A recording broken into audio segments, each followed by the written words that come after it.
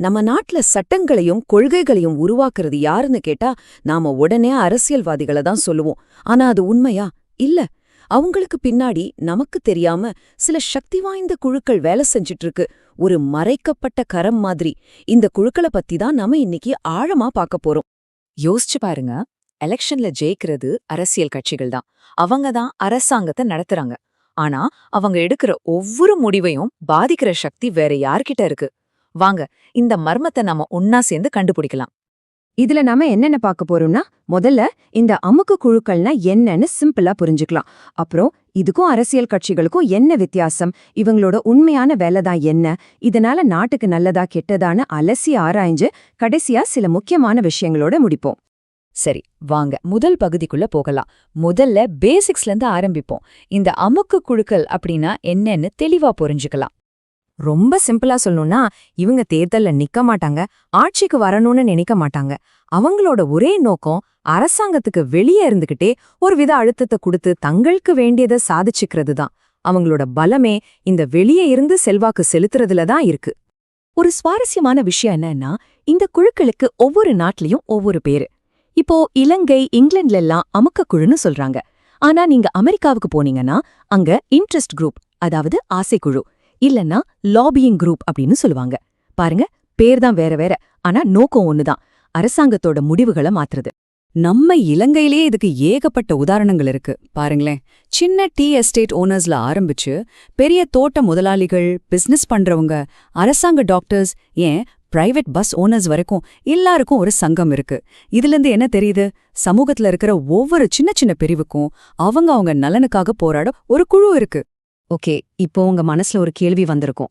நமக்கெல்லாம் தெரிஞ்ச அரசியல் கட்சிகளுக்கும் இந்த அமுக்க குழுக்களுக்கும் என்னதான் வித்தியாசம்? ரெண்டுமே அரசியல் சம்பந்தப்பட்டது தானே. வாங்க, அந்த வித்தியாசத்தை தான் இப்ப பார்க்க போறோம். இந்த டேபிள பார்த்தா ரொம்ப தெளிவா புரியும். அரசியல் கட்சிகளோட ஒரே குறிக்கோள் எலெக்ஷன்ல ஜெயிச்சு அதிகாரத்துக்கு வரணும். ஆனா இந்த அமுக்க குழுக்களோ அதிகாரத்துக்கு வெளியே நின்னு தங்களுக்கு வேண்டியதை மட்டும் சாதிச்சுக்க பாப்பாங்க. கட்சிகள் நாடு முழுசும் இருக்கிற எல்லா பிரச்சனையும் பத்தி பேசுவாங்க. ஆனா இந்த குழுக்கள் தங்களோட உறுப்பினர்களோட ஒரு குறிப்பிட்ட குறுகிய நலனுக்காக மட்டும்தான் குரல் கொடுப்பாங்க. சரி, இந்த குழுக்கள் அரசாங்கத்தை பாதிக்குதுன்னு சொல்றோம். ஆனா அது எப்படி செய்யுது? அவங்களோட அன்றாட வேலைகள் என்ன? ஒரு ஜனநாயக நாட்டுல இவங்களோட பங்களிப்பு என்னன்னு இப்ப கொஞ்சம் டீட்டெயிலா பார்க்கலாம். இவங்களோட வேலைகள்ல 4 முக்கியமான விஷயங்கள் இருக்கு.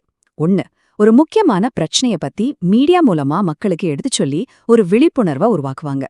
2வது, ஒரு வாட்ச்டாக் மாதிரி அரசாங்கம் என்ன செய்யுது, எது சரி எது தப்புன்னு கண்காணிச்சு சுட்டி காட்டுவாங்க.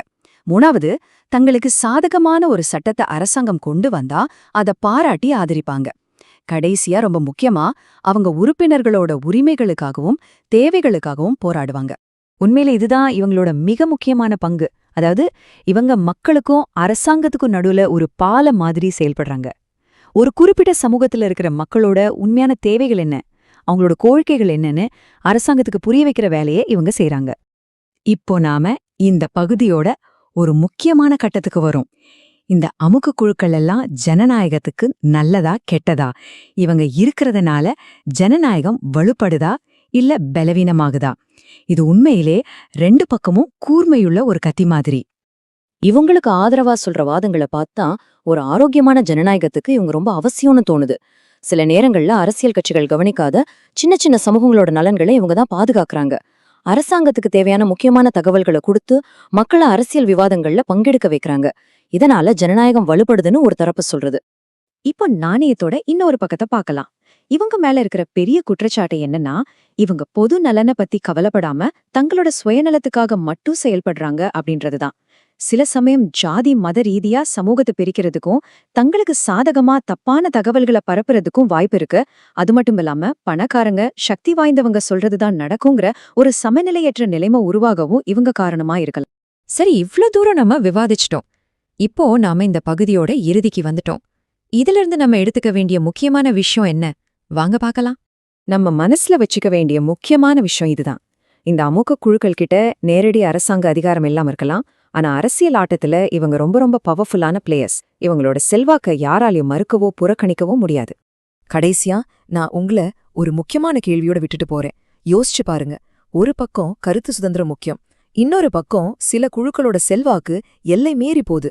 அப்போ இவங்களோட இந்த செல்வாக்குக்கு ஒரு லிமிட், ஒரு வரம்பு இருக்கணுமா?